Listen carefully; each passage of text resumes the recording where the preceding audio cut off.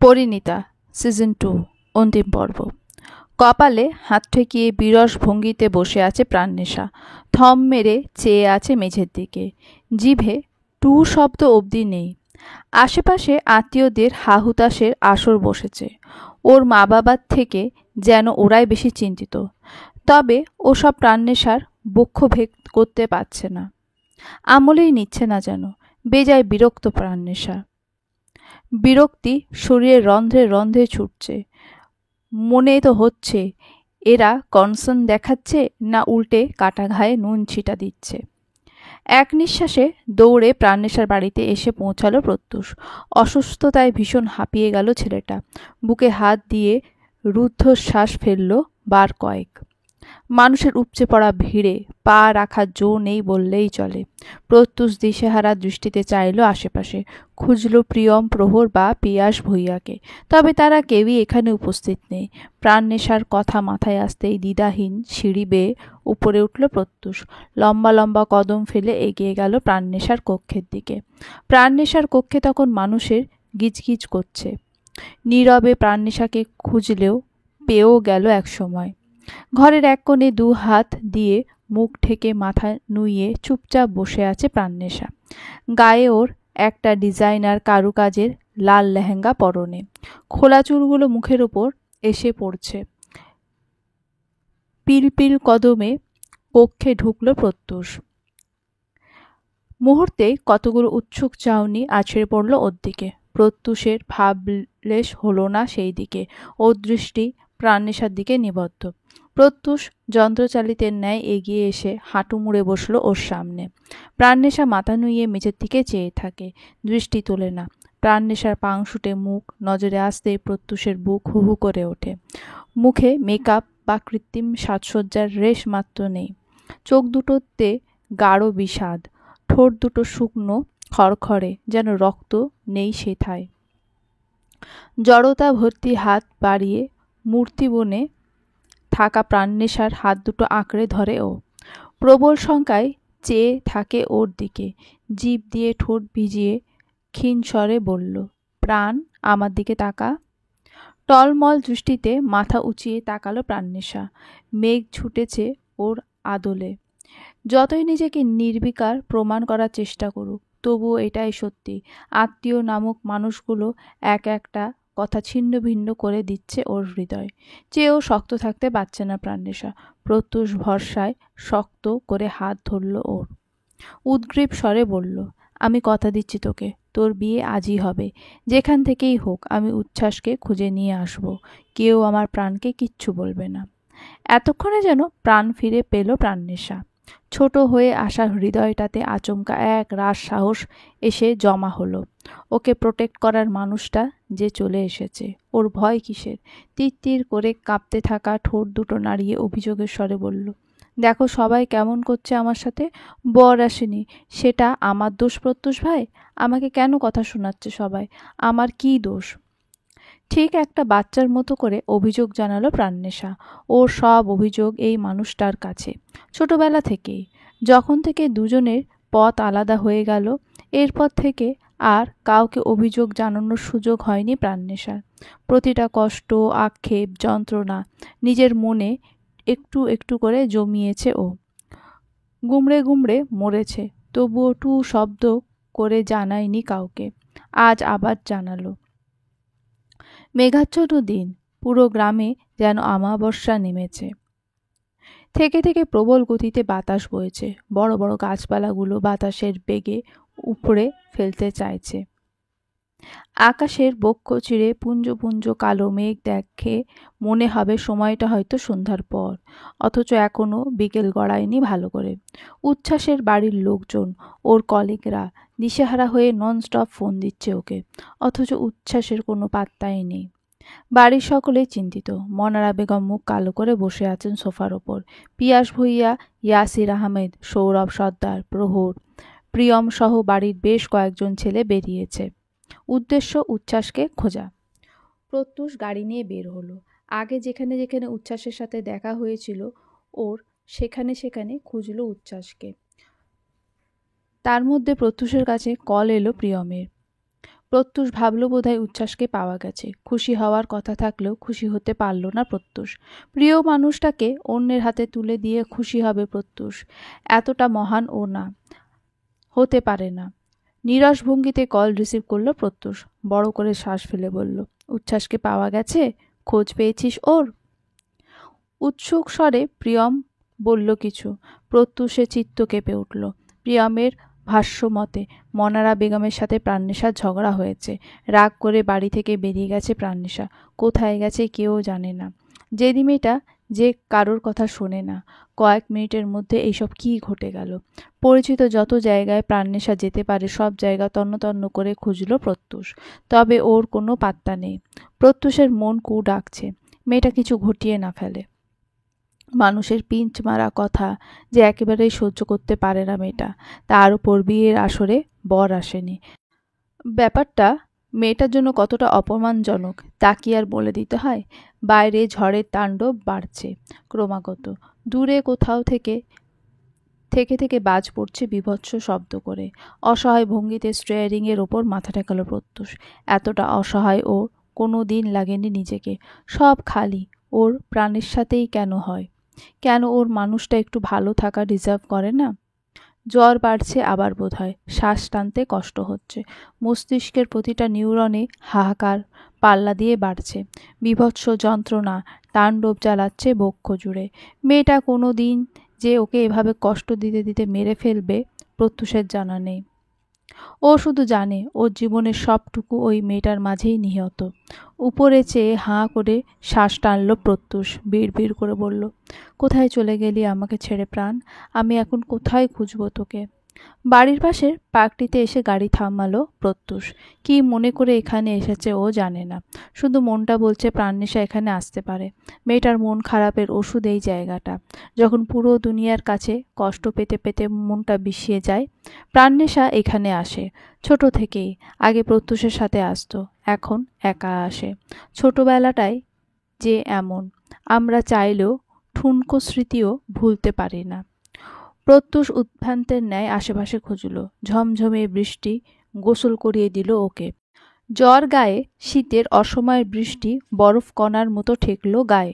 তবুও যেন প্রত্যুষ অনুভব করতে পারল না। চিন্তায় মাথা ফেটে যাওয়ার জোগাড়। মেয়েটাকে হাতের কাছে পেলে কষিয়ে একটা থাপ্পড় বসাবে।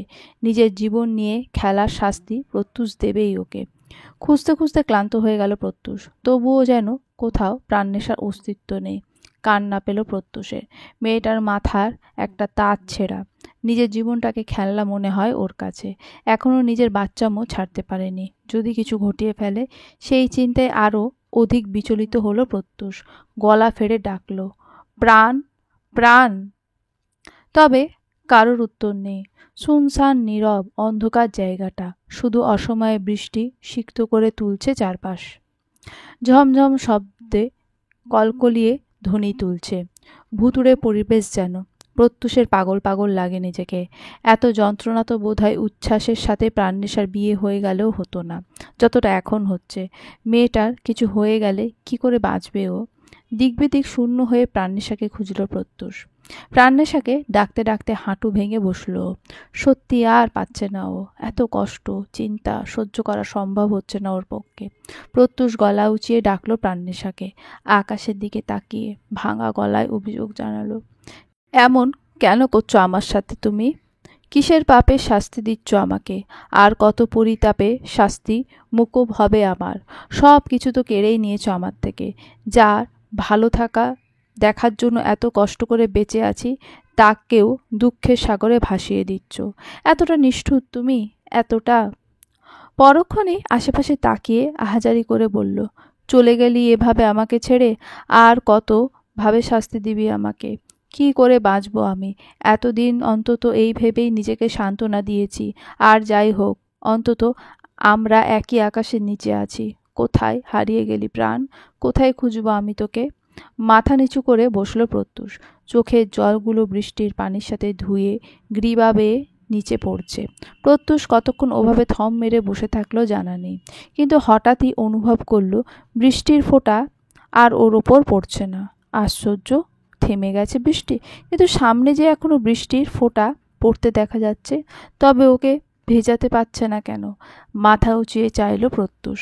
দেখল প্রাণনেশা ছাতা হাতে দাঁড়িয়ে আছে, ছাতা ধরে রেখেছে সোজাসুজি ওর মাথার ওপর। সেকেন্ডেই চকিতে উঠে দাঁড়ালো প্রত্যুষ। দুজন দুজনের দিকে তাকিয়ে থাকলো নির্বিশেষ।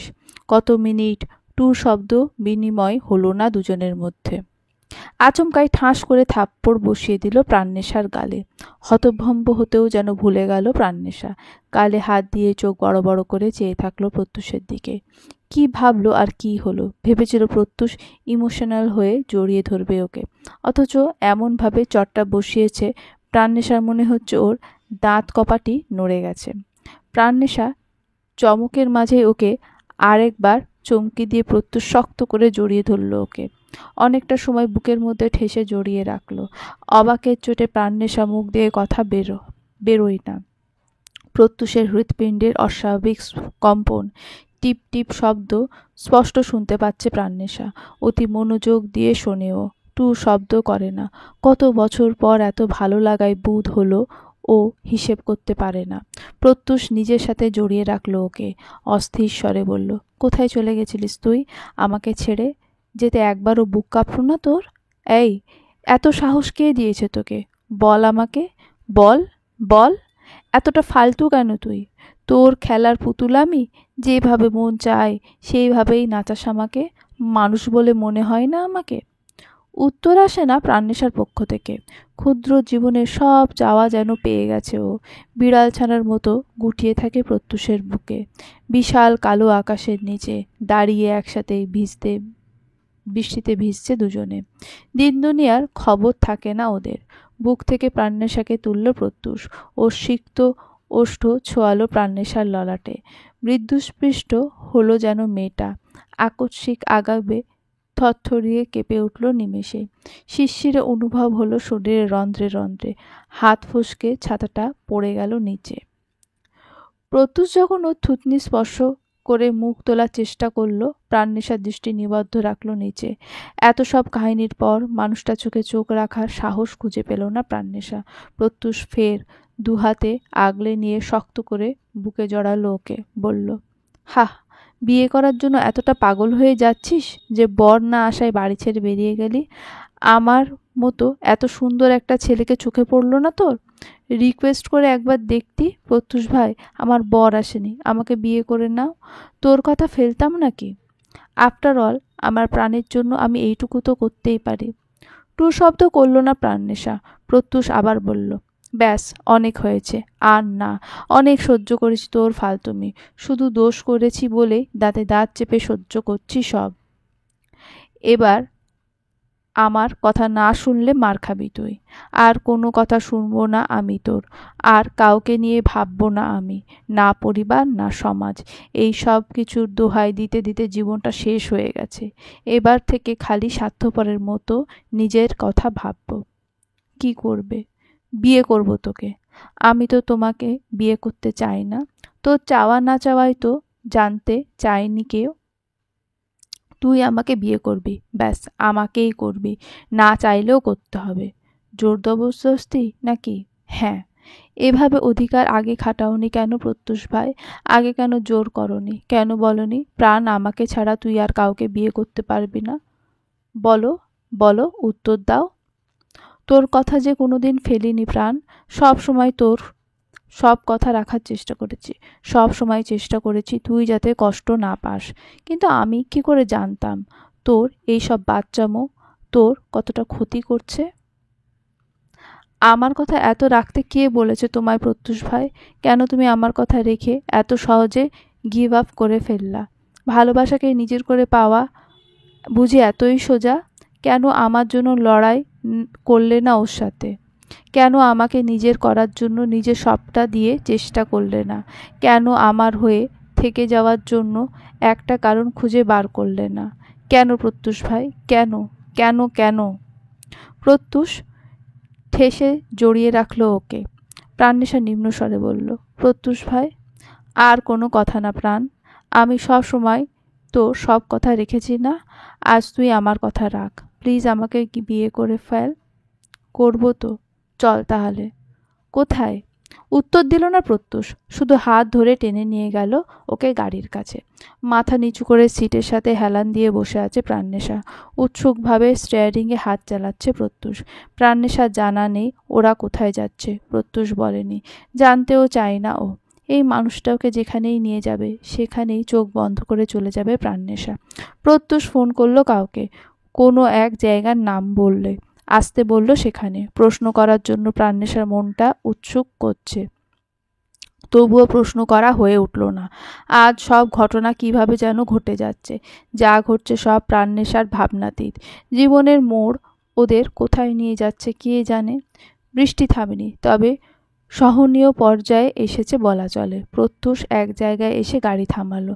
এতক্ষণ উৎসুক করা প্রাণনেশা তড়িঘড়ি করে গাড়ি ছেড়ে নামলো। দেখতে পেল প্রিয়ম প্রহর দাঁড়িয়ে আছে। কি মনে করে উপরে তাকাতেই দেখলো ঘরটার উপরে সাইনবোর্ড টাঙানো, লেখা কাজী অফিস। ধাক্কা খেলো প্রাণনেশা, আকাশ থেকে পড়লো যেন। কয়েক পলক ফ্যাল ফ্যাল করে চেয়ে থাকলো সাইনবোর্ডের দিকে। ও রোবট রূপে দাঁড়িয়ে থাকার মাঝেই হাতে টান অনুভব করলো। চোখ পিটপিট করে পাশে তাকালো প্রাণনেশা। প্রত্যুষ ওকে নিয়ে গেল সামনে। অবাকের চোটে কথা বের হয় না প্রাণনেশার মুখ দিয়ে। প্রাণনেশাকে সাথে নিয়ে প্রিয়ম প্রহরের সামনে দাঁড়ালো প্রত্যুষ। দুজনেই ছোট ছোট চোখে দেখলো ওদেরকে। প্রহর বলল, সিরিয়াসলি? হ্যাঁ, প্রত্যুষ নির্বিকার উত্তর দিল। প্রহর কপালে ভাঁজ ফেলে বলল, ফ্যামিলি থেকে পারমিশন না নিয়ে? তোর সাহস দেখে আমি জাস্ট স্পিচলেস হয়ে যাচ্ছি প্রত্যুষ। চাচু, ছোটো মা, আম্মু কাউকে জানাবে না? আমাদের বাঙালি ফ্যামিলি ভাই, ওরা কতটা কষ্ট পাবে বুঝতে পারছিস? না, পাচ্ছি না। নিজেকে ছাড়া আর কিছু ভাবতে পারছি না আমি। ওরা মেনে নেবে ভাই, চিন্তা করো না। কিন্তু? কোনো কিন্তু না। প্রহর হতাশ শ্বাস ফেলল। প্রাণনেশা বিভ্রান্ত দৃষ্টিতে দেখল সবকিছু। আপাতত ওর কিছু বলার নেই। প্রত্যুষ ওর হাত শক্ত করে ধরে রেখেছে, এক সেকেন্ডের জন্যও ছাড়েনি, যেন ছাড়লেই পালিয়ে যাবে প্রাণনেশা। প্রিয়ম পা টিপে টিপে এসে দাঁড়ালো ওর কাছে, মুখ নিচু করে ফিসফিসিয়ে বলল, সব তো ঘেটে ঘ হয়ে গেল প্রাণ। আম্মু আব্বুকে কি জবাব দিবি? প্রত্যুষ ভাই যে মানছে না। যা হচ্ছে হতে দাও, সব আমাদের প্ল্যান মাফিক হবে এমন কোনো কথা নেই। তোর জন্য হচ্ছে সব বেয়াদব। কে বলেছিল আম্মুর উপর রাগ করে বাড়ি ছেড়ে বেরিয়ে যেতে? একটু অপেক্ষা করলেই কত সুন্দর আমাদের প্ল্যান সাকসেসফুল হয়ে যেত। সব কিছু ঘেটে দিচ্ছিস খালি। জেদগুলো যদি এক ফোঁটা কমতো। মুখ বাঁকালো প্রাণনেশা। প্রত্যুষ এবারে দেখলো ওদের দুজনকে, ভ্রু উঁচিয়ে বলল, দুজনে কি খিচুড়ি পাকাচ্ছিস বলতো? আমতা আমতা করে হাসলো প্রাণনেশা। প্রিয়ম কাজী অফিসের ভেতরে ঢুকতে যাবে তখনই প্রাণনেশা বলে উঠল, একটু দাঁড়াও, আরেকজন আসবে। তিনজনে অবাক দৃষ্টি আছড়ে পড়ল ওর দিকে। থতমত খেলো প্রাণনেশা। প্রত্যুষ জিজ্ঞেস করলো, কে? আসলেই দেখতে পাবে। চারজনে অপেক্ষায় থাকে। প্রত্যুষ এই নগণ্য সময়টুকুও যেন অপেক্ষা করতে পারছে না। ওর খালি মনে হচ্ছে একটু দেরি হলে প্রাণনেশা আবার হারিয়ে যাবে ওর থেকে। ভাগ্য সহায় যে কোনো কালেই ছিল না ওর। এবারেও যদি ভাগ্য কেড়ে নেয় ওর থেকে প্রাণনেশাকে, প্রত্যুষ যে সহ্য করতে পারবে না। হাঁসফাঁস করে বারংবার প্রাণনেশা থেকে জিজ্ঞেস করে সে কখন আসবে, এখনো আসছে না কেন। প্রাণনেশা আসবে আসবে বলতে বলতে ক্লান্ত হয়ে যায়। ওরা অপেক্ষমান অবস্থায় কিছু সময়ের মধ্যে একটা কার এসে ভিড়গুলো কাজী অফিসের সামনে। লম্বা শ্বাস ফেলল প্রত্যুষ। অবশেষে এসেছে সে, তবে কে তা প্রত্যুষ জানে না। করিডোর খুলে উচ্ছ্বাস নামলো। সবার দিকে তাকিয়ে ঠোঁট বিস্তৃত করে হাসলো। হতভম্ব হয়ে তাকিয়ে থাকলো সবাই। উচ্ছ্বাস রসিকতা করে বলল, অনেকক্ষণ ধরে চেষ্টা করছি নিজেকে লুকিয়ে রাখার, কিন্তু আপনাদের কারণেই বাইরে আসতে হলো। হতাশ, আমি বড়ই হতাশ। প্রাণনেশা ঠোঁট বাঁকিয়ে হাসলো ওর দিকে তাকিয়ে। কিডন্যাপের ওই ঘটনার পর প্রাণনেশা অনেকদিন ঘরবন্দি ছিল। কারোর সাথে কোনো ধরনের যোগাযোগ রাখেনি, এমনকি নিজের বন্ধুদের সাথে পর্যন্ত না। সেই সময় উচ্ছ্বাস এসেছিল প্রাণনেশার সাথে দেখা করতে। নিজের সব দোষ স্বীকার করেছিল প্রাণনেশার কাছে। বেশি দিন হচ্ছে না ওই ইনসিডেন্টের পরপরই প্রাণনেশা চুপচাপ বসে আছে বিছানার ওপর।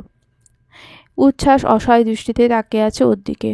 চোখে ওর আকুলতা, তবে মুখে কথা নেই। পিনপতন নীরব কক্ষ। নীরবতা ভেঙে উচ্ছ্বাসই কথা শুরু করলো। কিছু বলুন প্রাণনেশা। কি বলবো? মাফ করেছেন আমাকে? প্লিজ এভাবে চুপ করে থাকবেন না। মাফ করা যে হয়ে উঠছে না উচ্ছ্বাস। তুলির মুখটা যে বড্ড মনে পড়ছে। ওর অপরাধীর সর্বোচ্চ শাস্তি হবে প্রাণনেশা। আমি সব কিছুর ব্যবস্থা করে এসেছি। সে তার কর্মফল ভোগ করবে। আগে কেন করেননি এইসব? মাথা নিচু করে ফেলল উচ্ছ্বাস, কণ্ঠ খাদে নামিয়ে বলল, কারণ ঋণ শোধ করেছি। আমার মতো এতিম একটা ছেলেকে যে পেলে পুষে বড় করেছে নিজের ছেলের মতো, তার কথা রেখেছি। আমি জানি আমি অপরাধী প্রাণনেশা, যে অপরাধের মাফ হয় না, তবুও আমি নিজের ভুল শোধরানোর চেষ্টা করছি। আমাকে একটা সুযোগ দিন। কিসের সুযোগ চাইছেন? উচ্ছ্বাস উত্তর দেয় না। প্রাণনেশা আবার বলে, এখন ঋণ শোধ করছেন না? এখন তো তার কথার খেলাপ হচ্ছে। এবারে এমন এক্সট্রা কি যার জন্য ওরকম একটা ঘৃণ্য অপরাধীর শাস্তি হচ্ছে? Something special? যে এবারে আপনার অপরাধবোধ সৃষ্টি হলো, মনে পড়ল যে আপনি একজন আইনের লোক, ভিকটিম মেয়েগুলোকে জাস্টিস পাইয়ে দেওয়া আপনার কর্তব্য। বলুন উচ্ছ্বাস, এবারেই কেন? আগে কেন নয়? এবারে যে ওরা আপনার উপর থাবা বসিয়েছে, আপনাকে কাঁদিয়েছে, কষ্ট দিয়েছে, আমি কি করে সহ্য করতাম প্রাণনেশা? তো আমি মেয়ে, ওরা মেয়ে না? ওদের পরিবার নেই, মা বাবা নেই, ওদের কষ্ট হয় না? ওরা জাস্টিস পাওয়ার অধিকার রাখে না? আমার জন্যই কেন এত কনসার্ন উচ্ছ্বাস? আমি তো আপনার কেউ হই না। আমি ভালোবাসি আপনাকে প্রাণনেশা। জড়তাহীন বলল উচ্ছ্বাস। তাচ্ছিল্য করে হাসল প্রাণনেশা। বলল, কতটা স্বার্থপর আপনি। এই দুনিয়ায় কেউই স্বার্থহীন না। ঢোক গিলল প্রাণনেশা। বলল, আমি আপনাকে ভালোবাসি না। প্লিজ এইসব মনের মধ্যে পুষে রাখবেন না উচ্ছ্বাস। বললেই হলো? এত সোজা? সোজা না হয়তো, তবুও আপনার সাথে আমার কিছুই হওয়ার নেই উচ্ছ্বাস। আমি জীবনে শুধু একজনকেই ভালোবেসেছি, একজনকেই বিয়ে করার স্বপ্ন দেখেছি। সে মানুষটাকে হয়তো পাইনি আমি, তবুও আমার মন মস্তিষ্কে আমার স্বামী শুধু সেই। আমার কল্পনায় তার সাথে একটা সুন্দর সংসার আছে। এখানে আর কারোর জায়গা নেই উচ্ছ্বাস। তার জায়গা আমি কাউকে দিতে পারবো না। বিমর্ষ দৃষ্টিতে চেয়ে থাকলো উচ্ছ্বাস। ও জানতো এসব কথা শুনবে ও। মনকে বুঝিয়েই এসেছিল, কিন্তু অবাধ্য মনটা তো মানে না। এই যেমন এখন কথাটা শোনা মাত্রই কষ্ট হচ্ছে, বুক পুড়ছে অনর্গল। তিক্ত ঢোক গিলল উচ্ছ্বাস, অসহায় স্বরে বলল, সে তো আপনার হয়নি প্রাণনেশা, কিন্তু আপনি আমার হয়ে যান প্লিজ। আপনি দেবদাসিনী হয়ে গেছেন, কিন্তু আমি দেবদাস হতে চাই না। আমি কখনো আপনার কাছে ভালোবাসার দাবি নিয়ে আসবো না। শুধু আমার হয়ে যান প্রাণনেশা। আমার একা জীবনে যে আপনাকে খুব প্রয়োজন। কেন এত স্বার্থপর হচ্ছেন? আমি কখনো আপনাকে, আপনার প্রত্যুষ ভাইকে ভুলতে বলবো না। কখনো কোনো অধিকার চাইবো না। শুধু আমার হয়ে যান প্লিজ। এতটা নিষ্ঠুর হবেন না। হৃদয় ভাঙার কষ্ট আমি সহ্য করতে পারবো না। মাথা নুইয়ে বসলো প্রাণনেশা। উচ্ছ্বাস আকুল দৃষ্টিতে চেয়ে থাকলো ওর দিকে। প্রাণনেশা উত্তর করে না একবারও। উচ্ছ্বাস বোঝানোর চেষ্টা করলো না ওকে। ভালোবাসা জোর করার বিষয় না। প্রাণনেশা নীরবতা দিয়ে বুঝিয়ে দিয়েছে ও উচ্ছ্বাসকে চায় না। বহু কষ্টে কান্নাগুলো গিলল উচ্ছ্বাস। অপ্রাপ্তির খাতায় আরও একটা অপ্রাপ্তি এসে যুক্ত হলো ওর জন্য। যে শূন্যতা ওর বুকটা এফোড় করে দিল। থাক, আরেকবার না হয় শূন্য হাতে ফিরে গেল ও। অভ্যাস হয়ে গেছে এমন যেন। ছোটবেলা থেকে ভালোবাসার কাঙাল ছিল ও। আজকেও ওভাবেই রয়ে গেল। প্রাণনেশার সাথে টু শব্দ বিনিময় না করে বাড়ি ছেড়ে বেরিয়ে গেল উচ্ছ্বাস। প্রাণনেশা ফোন কলে নিজের অপারগতার জন্য ক্ষমা চাইল উচ্ছ্বাসের কাছে। উচ্ছ্বাস হেসে উড়িয়ে দিয়েছে ঘটনাটা। জানিয়েছিল এই ছোট বিষয়টা ওদের বন্ধুত্বে ভাঙন ধরাতে পারবে না। এতটা ঠুনকো বন্ধুত্ব করেনি ও। প্রাণনেশা এবার ওকে আসতে বলল ওদের বাড়ি। উচ্ছ্বাস ফেলল না ওর কথা। মেয়েটা অনুরোধ ফেলার সাধ্য যে ওর নেই। প্রাণনেশা জানালো ওকে প্রত্যুষ বিয়ের কথা বলেছে।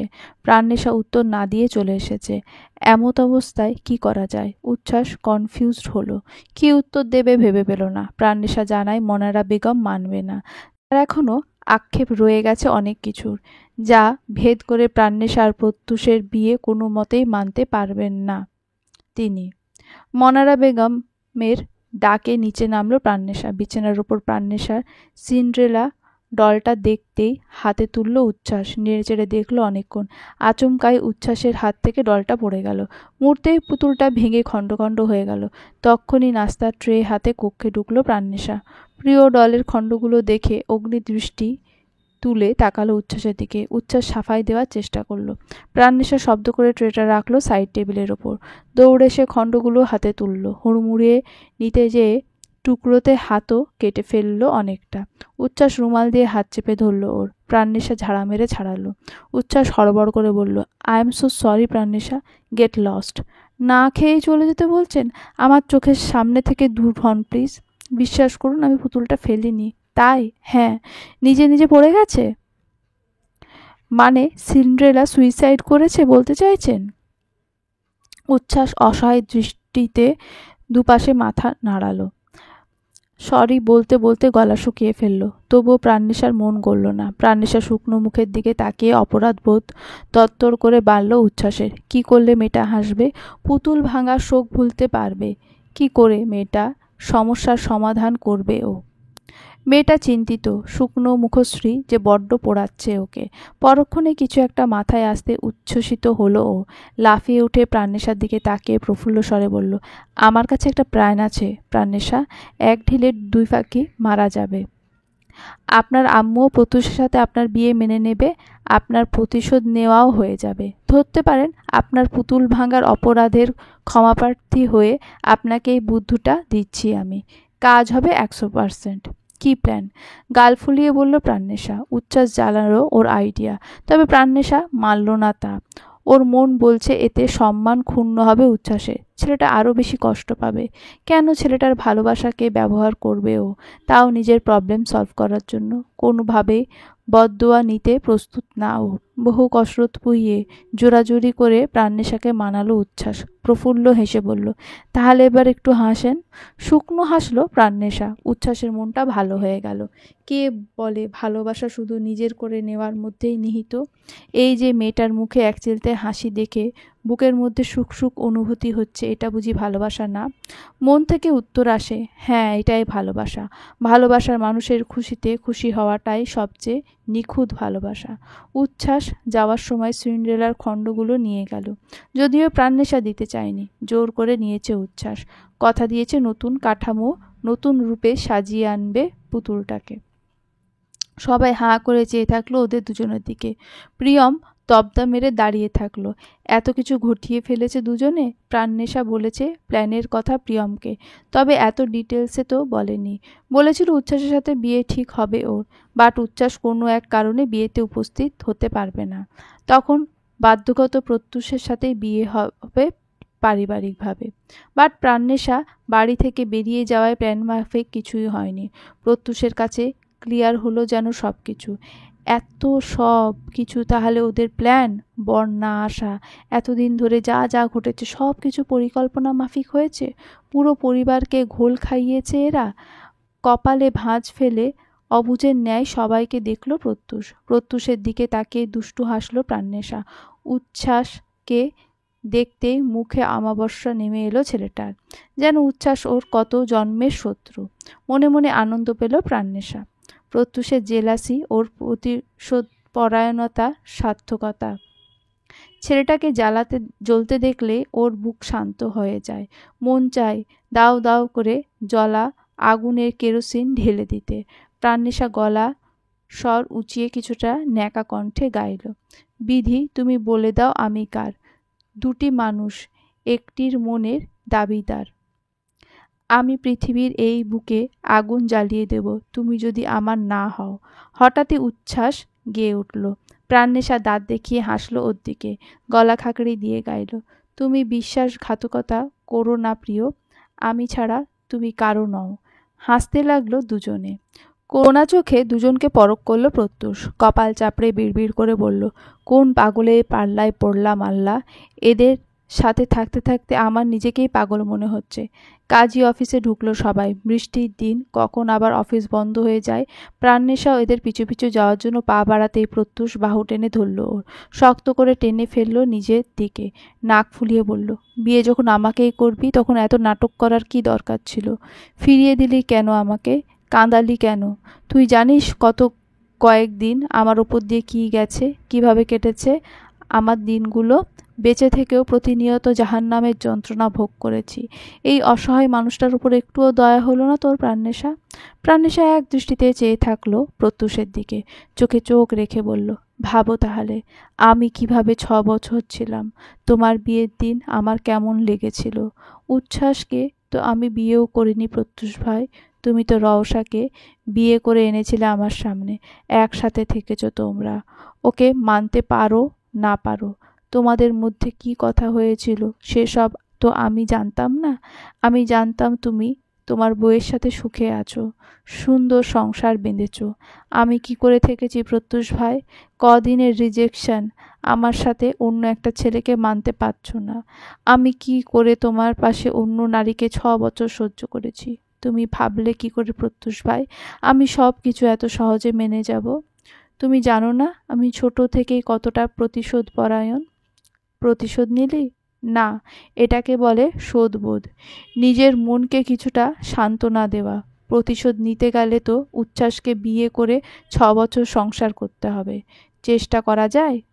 পারবি তুই? পারবো না বোধহয়। তোমার মতো যে অতটা স্বার্থপর না আমি। প্রাণনেশা চুল টেনে ধরল প্রত্যুষ। চুল টেনে ধরে নিজের কাছে এনে হিসিয়ে বলল, চুল টেনে ছিঁড়ে ফেলবো বেয়াদব। খালি আমার সাথেই পারিস না এইসব। তোর এইসব আজাইরা কাহিনী বহু সহ্য করেছি। বিয়ে নিয়ে পর্যন্ত মশকরা শুরু করেছিস শয়তান। ব্যথা লাগলো তো প্রত্যুষ ভাই? চুল ধরে কেউ কাছে টানে? আজ এভাবে হুটহাট কাছে টানছো যে? চোখ মুখ কুঁচকে বলল প্রাণনেশা। আবেগ সামলা রাখতে পারছে না যে। কাজীর বলা মাত্রই তড়িঘড়ি করে রেজিস্ট্রি পেপারে সাইন ঠুকলো প্রত্যুষ। পরপরই প্রাণনেশার দিকে তাকিয়ে গড়গড়িয়ে বলল, জলদি সাইন কর প্রাণ, জলদি। রিল্যাক্স ভাই, রিল্যাক্স। ওকে কেউ নিয়ে যাচ্ছে না, এত তাড়াহুড়ো কেন করছো? বিম্বান্ত স্বরে বলল প্রিয়ম। চুপ থাক তুই, তড়িঘড়ি করে বলল প্রত্যুষ। প্রিয়ম গাল ফুলিয়ে অন্যদিকে তাকালো। এই ছেলেটা খালি ওকে বকে। প্রত্যুষ প্রাণনেশার দিকে তাকিয়ে বলল, তাড়াতাড়ি সাইন কর। তোমাকে একটা কথা বলতাম। কি কথা? যা বলার পরে বলবি, আগে সাইনটা কর প্রাণ, আকুল হয়ে বলল প্রত্যুষ। আর্জেন্ট। কোনো সমস্যা? প্রাণনেশা ইশারা দিয়ে ওর দিকে ঝুঁকতে বলল প্রত্যুষকে। প্রত্যুষ ঝুঁকল, কি মনে করে কপালে ভাঁজ ফেলে ফিসফিসিয়ে বলল, একটা ডিভোর্সি ছেলেকে বিয়ে করতে তোর দ্বিধা হচ্ছে প্রাণ? ছি প্রত্যুষ ভাই, এমন ভাববো তুমি আমাকে? তুমি যেমন আমি তোমাকে তেমনভাবেই ভালোবাসি। তাহলে সমস্যাটা সেটা না। এবারে আর ধৈর্য রাখা সম্ভব হলো না প্রত্যুষের পক্ষে। এত কাহিনীর পরও একটা মানুষ কতক্ষণ ধৈর্য ধরে থাকতে পারে? ও যে আর 1 সেকেন্ডও ধৈর্য ধরতে পারছে না। ওর মন যে সমানে কু ডাকছে। আবারও যদি প্রাণনেশা, আমরা বিয়ে করে নিয়েছি আম্মু। কথাটা উচ্চারণ করতে না করতেই ঠাস করে চড় বসালেন মনারা বেগম। প্রাণনেশা গালে হাত দিয়ে অবাক চোখে তাকালো মায়ের দিকে। মনারা বেগম ক্ষোভে ফুঁসছেন। পারলে তিনি এখানেই প্রাণনেশার চ্যাপ্টার ক্লোজ করে দেন। প্রাণনেশা হতভম্ব। অনেকটা সময় গলবিল ভেদ করে টু শব্দ বেরোলো না। ওর মা জননী ওকে মেরেছে, তাও এত জোরে। কথাটা মস্তিষ্কে ঢুকতে সময় নিল কিছুটা। যখনই তড়িৎ বেগে কথাটা বুঝে আসলো, বিহল স্বরে আওড়ালো, আম্মু। প্রত্যুষও ভড়কে তাকালো। ঢোক গিলে দুহাতে আঁকড়ে ধরল প্রাণনেশার কাঁধ। রেগে আগুন হয়ে থাকা মনারা বেগমের দিকে তাকিয়ে ক্ষীণ স্বরে বলল, মারছো কেন ওকে ছোট মা? আমরা বসে কথা বলি। কি বসে কথা বলতাম? কথা বলার বাকি রেখেছো কি তোমরা? বিয়ে করে চলে এসেছো, অথচ বড়দের অনুমতি নেওয়ার প্রয়োজন বোধ করলে না। সব কিছু এত তাড়াতাড়ি ঘটে গেছে, আমরা জানাতে পারিনি তোমাদেরকে। বিশ্বাস করো আমরা। কি হে, অনেক বড় হয়ে গেছো তোমরা? নিজেদের ডিসিশন নিজেরা নিতে পারো? মা বাবাদের পারমিশন নেওয়ার প্রয়োজন নেই? ওরা এখন ব্যাকডেটেড হয়ে গেছে? প্রাণনেশা করুণ স্বরে বলল, আম্মু প্লিজ। মা ডাকবে না আমাকে। তোর মতো নির্লজ্জের মুখে মা ডাক শুনতেও রুচিতে বাঁধছে আমার। ধাক্কা খেলো প্রাণনেশা। ও জানতো পরিবারের সবাই মানলেও ওর মা মানবে না। কী বা করবে? একটু চেঁচামেচি করবে, কয়েকটা ধমক দেবে প্রাণনেশাকে, মাতৃত্বের দোহাই দিয়ে চিরচেনা সেই ডায়লগ দেবে, কখন যে তোর চিন্তায় মরে যাব আমি, মরে গেলে তখন বুঝবি। এইটুকু পর্যন্তই তো তার মায়ের হম্বিতম্বি থাকে সবসময়, যত কঠিন অপরাধী করুক না কেন প্রাণনেশা। মনারা বেগম কখনো হাত তোলে নি ওর গায়ে। বুঝ হওয়ার পর থেকে অন্তত প্রাণনেশার মনে পড়ে না সে কখনো মনারা বেগমের মার খেয়েছে। মনারা বেগম ওসব ডায়লগ দিলে সে মায়ের পা ধরে ঝুলে থাকে। মানুষটা কিছুক্ষণ মুখ ফিরিয়ে রেখেই ঠিকই মাফ করে দেয়। কিন্তু আজ এভাবে গায়ে হাত তুলবে প্রাণনেশা ভাবতে পারেনি। প্রাণনেশার কান্না পেল, কোটরে অশ্রু জমা হলো নিমেষেই। টলমল দৃষ্টি নিক্ষেপ করলো মায়ের দিকে, ভাঙা গলায় আওড়ালো, আমার কথাটা শোনো। শোনার কি বাকি রেখেছিস তুই? বেহায়া নির্লজ্জ বেশরম মেয়ে, আল্লাহ তাআলা একটু লজ্জা দেয় না তোকে? মানছি উচ্ছ্বাস আসেনি, তাই বলে প্রত্যুষকেই পেলি বিয়ে করার জন্য? তুই সব ভুলে গেছিস প্রাণনেশা? ও কি কি করেছে তোর সাথে সব ভুলে গেছিস? ও তোকে কথা দিয়ে আরেকটা মেয়েকে বিয়ে করে নিয়ে এসেছিল। সেই মেয়েটার সাথে 6 বছর সংসার করেছে ও। তুই ওর জন্য সুইসাইড পর্যন্ত করেছিলি। তারপরও একটু দয়া হয়নি তোর ওপর ওর? ভুলে গেছিস এই 6 বছর কিভাবে তড়পেছিস? তারপরও এত ভালোবাসা কোত্থেকে আসে তোর? সব ভুলে গেছিস প্রাণনেশা? সব? আমি তো ভুলতে পারি না। অক্লিষ্টে ঢোক গিলল প্রত্যুষ। চিৎকার করে বলতে চাইল মনারা বেগমের সব অভিযোগ অর্ধসত্য, যা মিথ্যার চেয়েও ভয়ঙ্কর। মানুষটা সব জেনেও কেন প্রত্যুষকে এইভাবে ব্লেম করে যাচ্ছে? ওর অপারগতা, অসহায়ত্ব কেন কিছুই তো তার অজানা নয়। তবুও কেন এই অপবাদ? প্রাণনেশা গাল বেয়ে এক ফোঁটা অশ্রু গড়িয়ে পড়ল। মনারা বেগমের দিকে তাকিয়ে অসহায় স্বরে আওড়ালো, আমিও কিচ্ছু ভুলিনি আম্মু, কিন্তু তুমি শুধু আমার কষ্টটাই কেন দেখছো? প্রত্যুষ ভাইয়ের কষ্ট দেখতে পাও না? আমার সাথে তো ও, তাও তোমরা ছিলে, কিন্তু ওর সাথে তো কেউ ছিল না। সে একা একা কষ্ট পেয়েছে, একা একা সামলেছে নিজেকে। সে আমার কাছে বহুবার ক্ষমা চেয়েছে আম্মু, কিন্তু আমি তার ক্ষমা চাইনি। আমি তাকে চেয়েছিলাম, তার সাথে থাকতে চেয়েছিলাম। জীবন আমাকে আরেকটা সুযোগ দিয়েছে আম্মু, আমি সুযোগটা পায়ে মারাতে চাইনি। ক্ষমা চাইলেও কি, কষ্ট পেলেও কি, কিছু যায় আসে তাতে? আসে না প্রাণনেশা। তার কষ্ট পাওয়াতে, ক্ষমা চাওয়াতে তোমার 6 বছর ফিরে আসবে না। আমাদের সুন্দর পরিবার যেটা ওর বিয়েকে কেন্দ্র করে ভেঙে গেছিল, সেটা আর জোড়া লাগবে না। হয়তো কিছুই আর আগের মতো হবে না আম্মু, অতীত বদলে যাবে না, কিন্তু ভবিষ্যৎ, সেটা তো আমি সুন্দর বানাতে চাইতেই পারি আম্মু। তাকে ছাড়া আমার ভবিষ্যৎ সুন্দর হবে না আম্মু। আমি সেইভাবেই মরতে থাকবো, যেইভাবে এই 6 বছরে মরে এসেছি। আমি তো বলছিলাম না তোমাকে আমি আর বিয়ে করব না? কারণ যাকে বিয়ে করার স্বপ্ন দেখে এসেছি, সেই আমার সামনে আরেকটা মেয়েকে বউ সাজিয়ে নিয়ে এসেছিল। কিন্তু তার বউ সাজার বড্ড ইচ্ছে ছিল যে আমার। আমি তাকে ভোলার অনেক চেষ্টা করেছি আম্মু, বিশ্বাস করো। আমি পারিনি। অর্ধ যুগ যখন তাকে ভুলতে যথেষ্ট ছিল না, আরও শত যুগ তাকে মন মস্তিষ্ক থেকে বের করার জন্য যথেষ্ট হতো না। আমি তাকে ছাড়া ভালো থাকতে পারবো না। ভালো থাকতে চাওয়াটা আমার জন্য অন্যায় হয়ে গেছে আম্মু। প্রাণনেশার এত আবেগী কথা কেন যেন মনারা বেগমের অন্তর্ভেদ করতে পারল না। বোঝাই যায় তার আজ নরম হওয়ার ইচ্ছা নেই। সে আগের মতোই পাথরের ন্যায় শক্ত হয়ে দাঁড়িয়ে রইল। প্রাণনেশার সিক্ত মুখের দিকে গুমোট স্বরে আওড়ালো, 6 বছর আগে ও নিজের বাবার কথাই তোমাকে ছেড়ে দিয়েছিল প্রাণনেশা। হয়তো সে অপরাগ ছিল, মানছি। ভবিষ্যতে আবারও কোনো এমন সিচুয়েশন আসে, আল্লাহ না করুক, তখনও যে তোমাকে ছেড়ে দেবে না তার কি গ্যারেন্টি? প্রত্যুষের বুক ছ্যাঁত করে উঠল। ওর ছোট মা কী বলছে এসব? প্রত্যুষ কী করে ছাড়তে পারে তার প্রাণপ্রিয় মানুষটাকে? তার আগে ও নিজে মরে যাবে না? মানুষটা কেন বুঝতে চায় না? তখনকার সিচুয়েশন আর এখনকার সিচুয়েশন বড্ড আলাদা। তখন প্রাণনেশার সাথে ওর মনের সম্পর্ক থাকলেও লিখিত কোনো সম্পর্ক ছিল না। এখন আছে। প্রাণনেশাকে ছাড়ার আগে যে ওর নিঃশ্বাস বন্ধ হয়ে যাবে, নিজে মরে যাবে ও। মনারা বেগম কেন তা বুঝতে চাইছে না। প্রত্যুষ অস্থির স্বরে ডাকল, ছোট মা। মনারা বেগম হাত উঁচিয়ে থামিয়ে দিলেন ওকে। গম্ভীর স্বরে বললেন, আমি আর আমার মেয়ে কথা বলছি প্রত্যুষ, আমাদের কথার মাঝে কথা বলবে না তুমি। কিন্তু এরকম কেন করছো তার সাথে আম্মু? সে কতক্ষণ ধরে কথা বলার ট্রাই করছে তোমার সাথে। কপালে ভাঁজ ফেলে বলল প্রাণনেশা। মনারা বেগম ভ্রু কুঁচকে তাকালেন, বললেন, এখন তুই ওর জন্য আমার সাথে ঝগড়া করছিস? ঝগড়া কেন করব? বোঝাচ্ছি তোমাকে।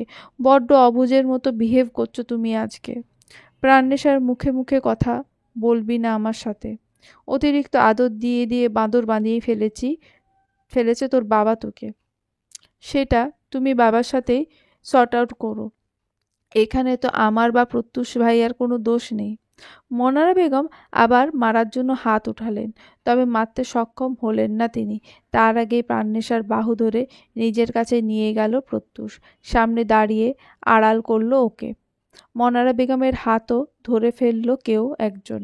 মনারা বেগম পিছু ফিরে চাইলেন হাত আটকানো ব্যক্তিটির দিকে, তবে অবাকের চরম সীমানায় পৌঁছে হতবিহ্বল আওড়ালেন, উচ্ছ্বাস তুমি?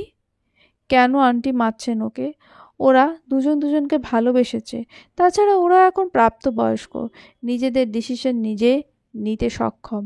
আপনি হয়তো বিয়েটা মানতে পারেননি, তাই বলে এত বড় মেয়ের গায়ে হাত তুলবেন? ধরফরিয়ে বলল উচ্ছ্বাস। মনারা বেগম কানে তুললেন না সেসব কথা। উল্টে সন্দিহান স্বরে বললেন, তুমি না গায়েব হয়ে গেছিলে? কোথাও খুঁজে পাওয়া যাচ্ছিল না তোমাকে। এমনকি তোমার বাবা পর্যন্ত জানতেন না তোমার খবর। এখন কোত্থেকে টপকে পড়লে তুমি? থতমত খেলো উচ্ছ্বাস।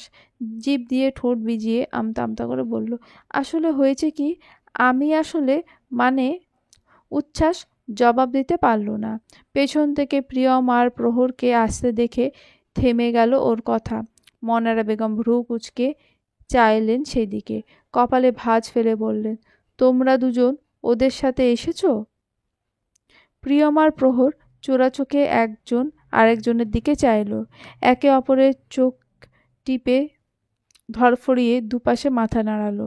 তবে মনারা বেগম বুঝে গেলেন যা বোঝার। চিবিয়ে চিবিয়ে বললেন, মিথ্যে বলবে না, মেজাজ খারাপ হচ্ছে আমার। হচ্ছেটা কি এসব?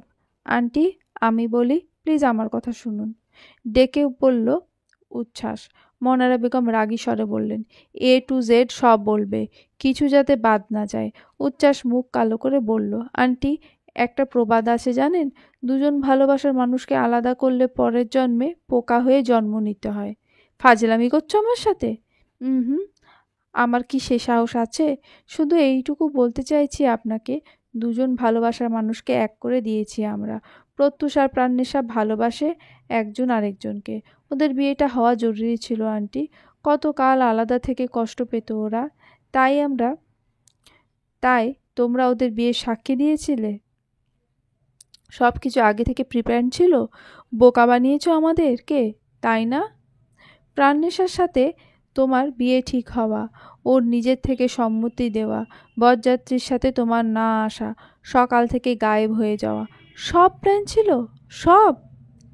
পরক্ষণেই প্রাণনেশার দিকে আঙুল তাক করে তাচ্ছিল্য করে বললেন, সব কিছু ওর কারসাজি, ওর কথায় করেছ সব। উচ্ছ্বাস চটজলদি নাকচ করে বলল, না না আন্টি, প্রাণনেশা কিছু করেনি। ও তো বিয়ের আগে পর্যন্ত এসব জানতও না পর্যন্ত। তুমি আমাকে বোঝাতে এসো না উচ্ছ্বাস, আমার পেটের মেয়েকে চিনি না আমি? ও যে কত বড় বদ তা আমার চেয়ে বেশি কে জানে। আমার সামনে ভালো সাজানোর দরকার নেই ওকে। তাচ্ছিল্যে হেসে বললেন মনারা বেগম। সকলে এতটাই শক ছিল যে কি বলবে, কিভাবে বলবে তা ভেবে উঠতে পারছিল না। ফলস্বরূপ চুপচাপ দাঁড়িয়ে মনারা বেগমের হম্বিতম্বি দেখছিল সকলে। পিয়াস ভুঁই এতক্ষণ মুখ খুললেন। স্ত্রীর কথায় বাগড়া দিয়ে বললেন, আচ্ছা থাক না, যা হওয়ার হয়ে গেছে। ছেলে মেয়ে দুটো যদি ভালো থাকে আমাদের মেনে নিতে সমস্যা কোথায়? সংসার তো ওরা করবে, ওদেরটা ওদেরকেই বুঝে নিতে দাও। তুমি চুপ করো। তোমার থেকেই লাই পেয়ে এমন উচ্ছন্নে গেছে ও। আগে ভাগে লাগাম টেনে ধরলে এদিন দেখতে হতো না আমাকে। ধমকে বললেন মনারা বেগম। পিয়াস ভূঁইয়া থতমত খেয়ে চুপ বনে যান। ঘর ভর্তি লোকের সামনে ইজ্জত গেল ওনার। প্রাণনেশাকে 2 হাতে আঁকড়ে ধরে আড়াল করে দাঁড়িয়ে রইল প্রত্যুষ। প্রাণনেশা গুটি মেরে প্রত্যুষের শার্ট খামচে ধরে রইল। ভালোবাসার 4 অক্ষরের ছোট্ট একটা শব্দ, অথচ এর বিস্তৃতি অসীম, অন্তর্ভেদী, যা এক গভীর, অবর্ণনীয়, নিঃস্বার্থ অনুভূতি, এক শাশ্বত প্রতিশ্রুতি। যেখানে দূরত্ব কেবল একটা নিছক শব্দ, যা শুধুমাত্র দেহের হয়, আত্মার নয়। যেখানে প্রতীক্ষা প্রার্থনার আরেক নাম। প্রাণনেশা ভালোবেসেছিল কোনো এক শ্যামপুরুষকে, মন প্রাণ উজাড় করে, নিঃস্বার্থভাবে। কত শত রঙিন স্বপ্ন এঁকেছিল মনে। মানুষটার বউ হওয়ার যে অগাধ ইচ্ছে ছিল প্রাণনেশার। কিন্তু হঠাৎই সব ভেঙে গেল। স্বপ্নগুলো ধুলো হয়ে উড়ে গেল বাতাসে। মানুষটা ওর ভালোবাসার কদর করেনি, হয়তোবা করেছিল, কিন্তু সেই সময় দাঁড়িয়ে প্রাণনেশার তাকে প্রতারক, বেইমান ছাড়া আর কিছুই মনে হয়নি। মানুষটা ওকে বউ বানানোর এক রাত স্বপ্ন দেখিয়ে হঠাৎই একদিন অন্য একটা মেয়েকে লাল বেনারসি পরিয়ে নিয়ে এলো। প্রাণনেশা থমকে গেছিল সেদিন। ওর সব স্বপ্ন, আশা, ভরসা ভেঙে টুকরো টুকরো হয়ে গেছিল। মানুষটা তখন বড্ড অবজ্ঞা, অবহেলা করেছিল ওকে। ছোটবেলা থেকে যাকে হৃদয়ে লালন করেছিল, সেই মানুষটার চোখে পলকে বদলে যাওয়া মেনে নিতে পারেনি প্রাণনেশা। এমন একটা সময় পর্যন্ত পার করে এসেছে প্রাণনেশা, যখন ওর প্রতিনিয়ত মনে হয়েছে ও মরে যায় না কেন। মরে গেলেই তো ওর প্রিয় মানুষটাকে আরেকজনের সাথে সহ্য করতে হয় না। 6টা বছর প্রাণনেশা চেষ্টা করেছে মানুষটাকে ভুলতে, কিন্তু পারেনি। উল্টো ওর হৃদয়ে জেঁকে বসেছিল সে। যদিও সেই সব কঠিন সময় চলে গেছে, কিন্তু মনারা বেগম এখনো ভুলতে পারেননি সেসব। মায়েরা কখনো ভোলে না, ভুলতে পারে না। সন্তানদের কষ্ট, যন্ত্রণাগুলো তাদের হৃদয়ে দাগ কেটে যায়, তাদের কঠোর করে তোলে। ড্রয়িং রুমের অবস্থা থমথমে। মনারা বেগমের হা হুতাশের ইস্তফা ঘটেছে অবশেষে। তবে তিনি পাথুরে মুখে বসে আছেন সোফার ওপর। প্রাণনেশা প্রত্যুষ উচ্ছ্বাস প্রহর গালে হাত দিয়ে বসে আছে সোফায়। কাঠগড়ায় দাঁড়িয়ে আছে যেন ওরা। প্রিয়মার আরিশা পাশাপাশি দাঁড়িয়ে আছে, তবে ওদের মুখেও কোনো কথা নেই। মালিহা বেগম নিশ্চুপ পরখ করছেন সবাইকে। শুরু থেকেই তিনি চুপ ছিলেন, একটা কথাও বলেননি পর্যন্ত। তবে তার মুখে উজ্জ্বল হাসি। নিঃসন্দেহে দেখে বোঝা যাবে এই বিয়েতে ভীষণ রকম খুশি হয়েছেন তিনি। মালিহা বেগম উঠে দাঁড়ালেন। নীরবতার অবসান ঘটিয়ে পিয়াস ভূঁইয়ার উদ্দেশ্যে বললেন, ভাই, আমি নিয়ে যাচ্ছি আমার পুত্রবধূকে। প্রাণনেশা চকিতে তাকালো। মালিহা বেগমের কথায় সবাই একযোগে চমকে তাকালো তার দিকে। তাকানোর ধরন দেখে হাসলেন তিনি। প্রাণনেশার দিকে তাকিয়ে বললেন, প্রাণ, চল। প্রাণনেশা বাঁকা চোখে তাকালো আরেকবার মায়ের দিকে। আগুন চোখে তাকিয়ে আছেন তিনি। পারলে দৃষ্টি দিয়েই ভস্ম করে দেন। প্রাণনেশা আমতা আমতা করে হাসল। মানুষটাকে রাগিয়ে দিতে ওর বেশ ভালো লাগে, তাই আর একটু খেপিয়ে দেওয়ার জন্য এক কথায় উঠে দাঁড়ালো। মিনমিন করে বলল, আমি শ্বশুরবাড়ি যাচ্ছি আম্মু। শাশুড়ি আম্মার কথা অমান্য করা ঠিক হবে না। পিয়াস ভূঁইয়া কপাল চাপড়ালেন। মনারা বেগম মুখ ফেরালেন। বিড়বিড় করে নির্লজ্জ বেহায়া বলে গালি দিলেন। প্রাণনেশা ধীর পায়ে গিয়ে মালিহা বেগমের কান জড়িয়ে ধরল। উৎফুল্ল স্বরে বলল, চলো। দুজন চলে যেতে প্রত্যুষার প্রহর কনুই দিয়ে একজন আরেকজনকে গোতানো শুরু করলো। দুজনের বউই তো ওই বাড়িতে, ওরা এখানে বসে থেকে কি করবে? কিন্তু এখান থেকে যাওয়ার কথা তুলবে কে? প্রত্যুষ তো জীবনেও এসব কথা মুখ দিয়ে উচ্চারণ করতে পারবে না। তাই প্রহর বলল, আমরাও যাই তাহলে চাচু, আল্লাহ হাফেজ। বিরস মুখে বললেন পিয়াস ভূঁইয়া। উচ্ছ্বাস কনফিউজড হলো। একে একে কেটে পড়ছে সবাই। ও কি বসে থাকবে নাকি এখানে? ওর ভাবনার বাজে পিয়াস ভূঁইয়া চোখ পড়ল ওর দিকে। মাথা নিচু করে বসে আছে ছেলেটা, সমানে কাঁইকুই করছে। পিয়াস ভইয়া ডাকলেন ওকে, বললেন, উচ্ছ্বাস, তোমার বাবা অনেক চিন্তা করছিলেন তোমাকে নিয়ে। তুমি জানিয়েছো তাকে এসব? জি আঙ্কেল, আমি বলেছি। এবার আমি যাই, বিদায় দিন আমাকে। এ কি, এভাবে শুকনো মুখে চলে যাবে? ডিনারটা করে যাও। আন্টি ভীষণ রেগে আছেন আমার উপর। আগে তার রাগ কমুক, আমি অন্য একদিন এসে খেয়ে যাব। তোমার আন্টি রেগে নেই উচ্ছ্বাস, প্রাণনিশাকে নিয়ে ভীষণ পজিটিভ ও। কথা অমান্য করাটা মানতে পারছেন না। চিন্তা করো না, ঠিক হয়ে যাবে। এভাবে না খেয়ে যেও না। পরক্ষণে আরিশার দিকে তাকিয়ে বললেন, আরু আম্মা, আমাদেরকে খাবার বেড়ে দাও। যাচ্ছি বাবা, দ্রুত বলল আরিশা। পর ছুটল কিচেনে। চিন্তায় চিন্তায় দুপুর থেকে কারোর পেটে কিছুই পড়েনি। ক্ষুধা লেগেছে নিশ্চয়ই সবার। প্রিয়ম পিছু পিছু গেল আরিশাকে হেল্প করতে। উচ্ছ্বাস কোনা চোখে চাইল সেই দিকে, ঠোঁট টিপে হেসে বলল, বউ পাগল। দুপুরে বেঁচে যাওয়া বিরিয়ানি তরকারি গরম করলো আরিশা। প্রিয়ম হাতে হাতে এনে সব কিছু সাজালো টেবিলের ওপর। পিয়াস ভুঁইয়া আর উচ্ছ্বাস উঠে দাঁড়ালো। হাজার ডেকেও মনারা বেগমকে উঠাতে পারলেন না তারা। পাথর হয়ে বসে রইলেন তিনি। সবাই চেয়ারে গিয়ে বসলো। আরিশা সবাইকে ভাত বেড়ে দিল, অথচ খেতে পারল না কেউই। ওদিকে মনারা বেগম থম মেরে বসে আছে সোফায়। মানুষটাকে ছাড়া কি করে খাবে সকলে? সবাই খাবার সামনে নিয়ে বসে রইল। আরিশা পেটে খাবার নিয়ে আশ্বস্ত করলো সবাইকে, সে খাইয়ে দেবে মনারা বেগমকে। সবাই যাতে নিজেদের খাওয়া শুরু করে। মনারা বেগম থম মেরে বসে আছেন। আরিশা ধীর পায়ে এগিয়ে বসলো তার পাশে। মনারা বেগম এক পলক তাকালেন ওর দিকে। প্লেটে খাবার দেখে পাংশুটে মুখে বললেন, আমি খাবো না আরু, খিদে নেই আমার, তোমরা খেয়ে নাও। তোমাকে ছাড়া কি করে খায় আম্মু?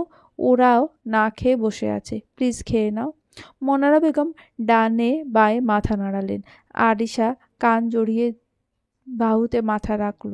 নরম স্বরে বলল, তোমার একটা মেয়ে চলে গেছে তো কি হয়েছে আম্মু? তুমি বলো না আমি তোমার মেয়ে। প্রাণেশের সাথে আমার কোনো পার্থক্য নেই। তুমি আমার কথা শুনবে না? আমি আছি তো তোমার সাথে।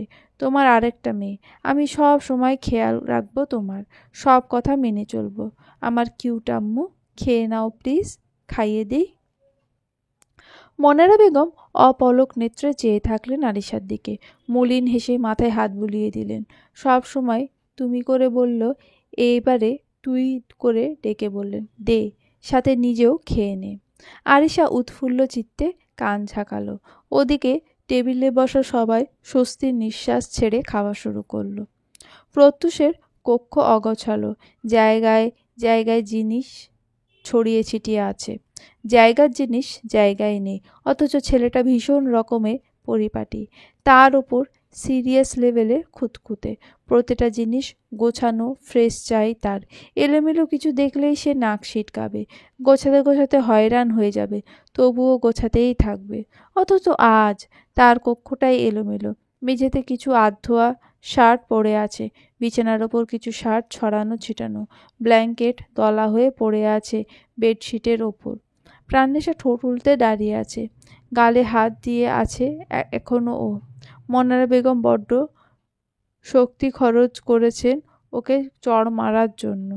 প্রাণনেশার কষ্ট নেই তাতে, কষ্ট হলো আম্মু রেগে আছে। বুক ফুঁড়ে দীর্ঘশ্বাস বেরিয়ে এলো ওর। পরনে এখনো লাল বেনারসি, যেটা বৃষ্টিতে ভিজে গায়েতেই শুকিয়ে গেছে। বিয়ের সাজ ধুয়ে গেছে পানিতে। গয়নাগাটি গাড়িতেই খুলে রেখেছিল। সেই সব ওর জন্য এক প্রকার আজব ছিল। আঁচল কোমরে গুজে নিল প্রাণনেশা। অপরিপক্ক হাতে কক্ষ গোছাতে শুরু করলো। তখনই ধীর পায়ে কক্ষে ঢুকলো প্রত্যুষ। দেখলো তার লাল টুকটুকে বউ বিছানা গোছাচ্ছে। প্রাণনেশা ঝুঁকেছিল। কোমর সমান কোকড়ানো চুলগুলো ছড়িয়েছিল সামনে। ফলস্বরূপ শাড়ি সরে গিয়ে ফর্সা পেট উন্মুক্ত হলো। প্রত্যুষ মাথা নুইয়ে হাসল। পা টিপে টিপে এগিয়ে গিয়ে শাড়ির নিচে হাত গলিয়ে পেটে রাখল। পেট চেপে ধরে নিজের পিঠের সাথে ঠেস দিয়ে সোজা করে দাঁড় করালো ওকে। আকস্মিক আক্রমণে স্তব্ধ হলো প্রাণনেশা। হৃদয়ের গতিবেগ থিতিয়ে এলো আবেশে। পেটের মধ্যে শিরশিরে অনুভূতি হচ্ছে, কাতুকুতু লাগছে, সেখানটায় দুহাত ধরে আছে প্রত্যুষ। প্রাণনেশা ছটফট করতে চাইছে, কিন্তু পাচ্ছে না। প্রত্যুষ থুতনি রাখলো ওর মাথার ওপর, নরম কণ্ঠে শোধালো, প্রাণ? বুকের ওঠানামার গতি বেগতিক হলো প্রাণনেশার। মাথা নুইয়ে ফেলল ও, কণ্ঠ খাদে নামিয়ে বলল, ছাড়ো, এভাবে ধরে আছো কেন? কিভাবে ধরবো? প্রসেসটা বল। সেইভাবেই ধরছি। প্রাণনেশার মুখ দিয়ে কথা বের হয় না।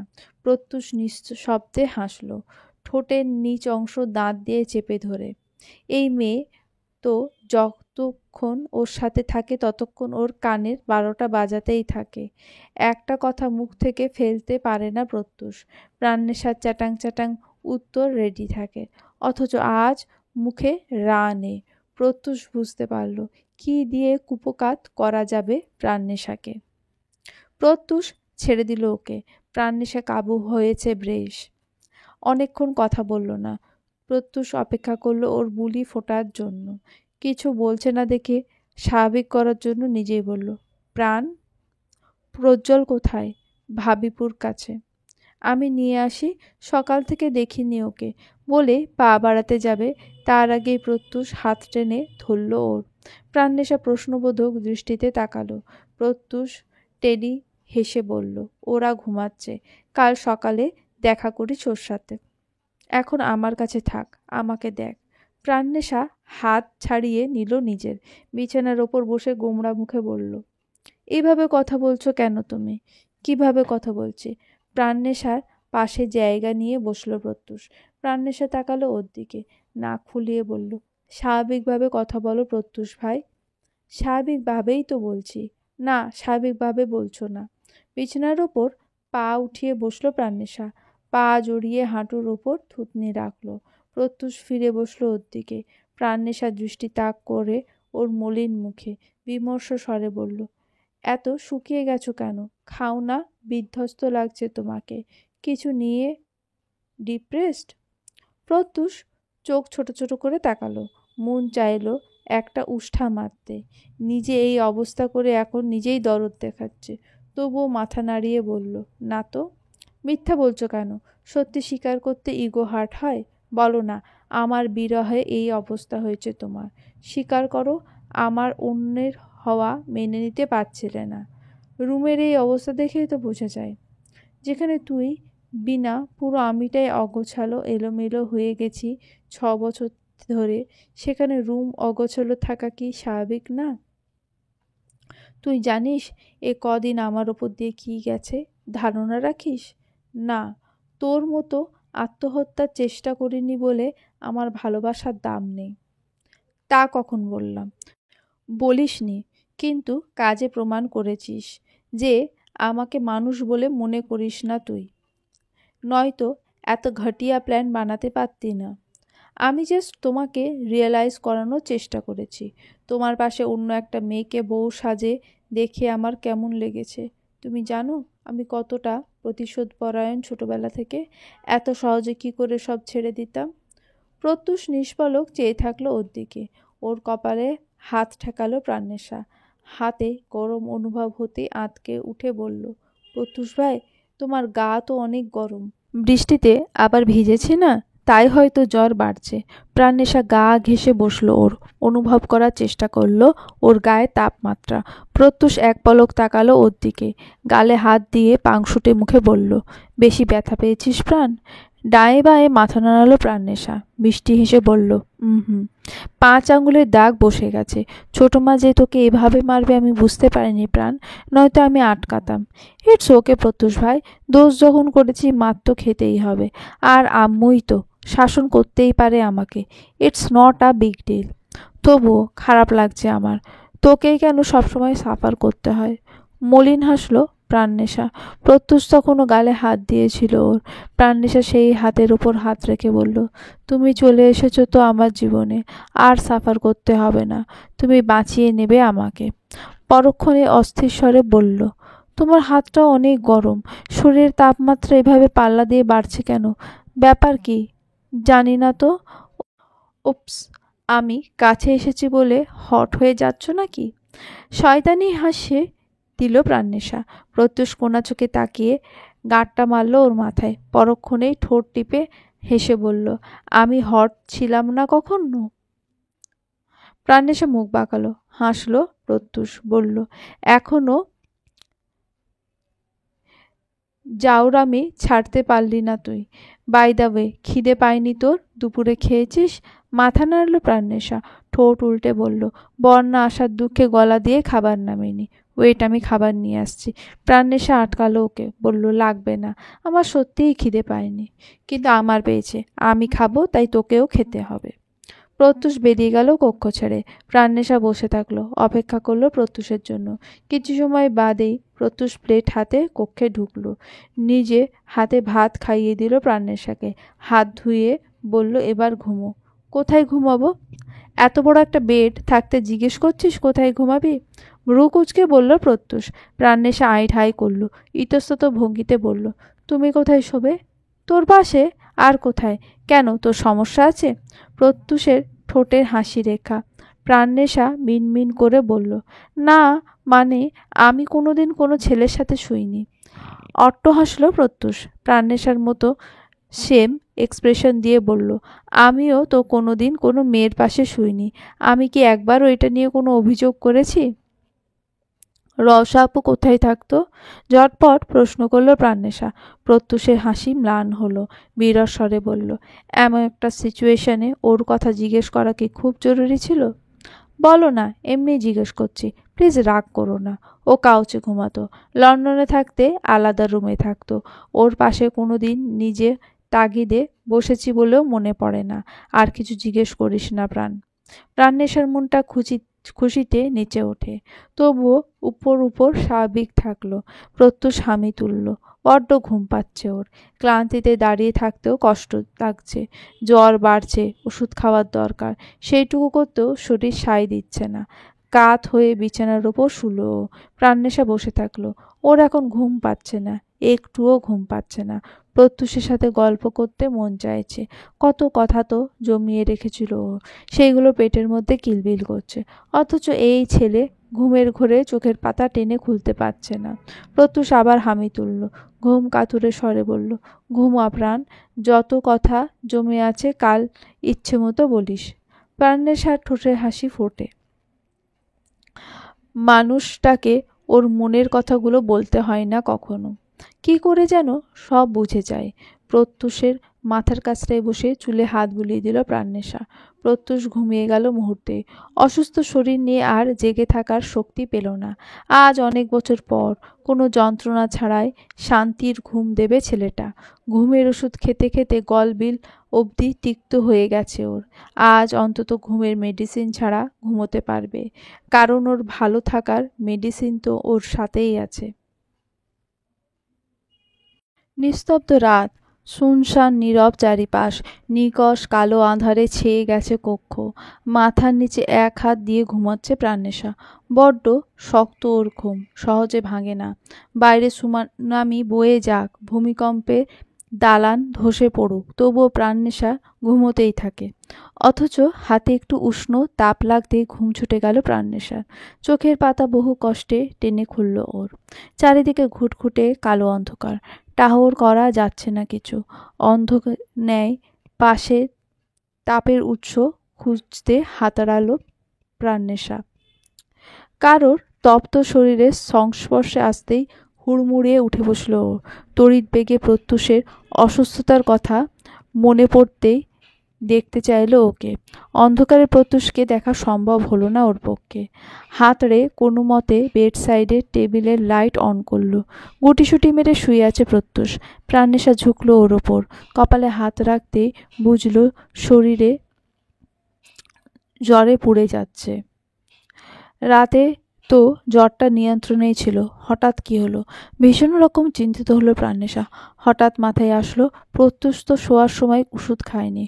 ঘুমের চোটে প্রাণেশার সাথে কথা বলতে পর্যন্ত কষ্ট হচ্ছিল ওর। নিশ্চয়ই দুর্বল লাগছিল বেশি।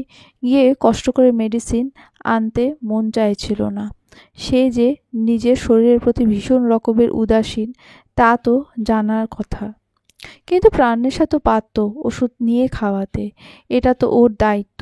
মানুষটা নিজের অসুস্থ শরীর নিয়ে ভাত পর্যন্ত খাইয়ে দিয়েছে ওকে, আর ও কিনা একটু ওষুধ পর্যন্ত এগিয়ে দিতে পারল না। প্রাণেশা বিড়বিড় করে বকল নিজেকে। কপালে ভাঁজ ফেলে বিছানা ছেড়ে নামলো। প্রত্যুষের মাথার নিচে বালিশ ঠিক করে দিল। রিমোট চেপে এসির পাওয়ার বন্ধ করে ফ্যান ছেড়ে দিল। গায়ের ব্ল্যাঙ্কেট জড়িয়ে দিল। ড্রয়ার থেকে ফার্স্ট এড বক্স বের করে থার্মোমিটারে জ্বর মেপে দেখল 104 ডিগ্রি। প্রাণেশা আতঙ্কিত দৃষ্টিতে চাইল প্রত্যুষের ঘুমন্ত মুখের দিকে। জ্বর গায়ে বৃষ্টিতে ভেজার পর এমন জ্বর আসা অস্বাভাবিক কিছু না। প্রাণেশা ধীর পায়ে গিয়ে প্রত্যুষের গায়ের কাছে বসল। পিঠের ওপর হাত রেখে ফিসফিসিয়ে ডাকল। প্রত্যুষের সাড়া নেই। প্রাণেশা ভয় লাগলো ভীষণ। প্রত্যুষের মুখে হাত বুলিয়ে দিল প্রাণেশা। গালের সাথে গাল ঠেকিয়ে রাখে কিয়ৎক্ষণ। ত্বক পুড়ে ছাই হয়ে যাচ্ছে যেন। নিঃশ্বাসের গতি এলোমেলো। জলপট্টি দেওয়ার জন্য কাপড় ভিজিয়ে আনলো ওয়াশরুম থেকে।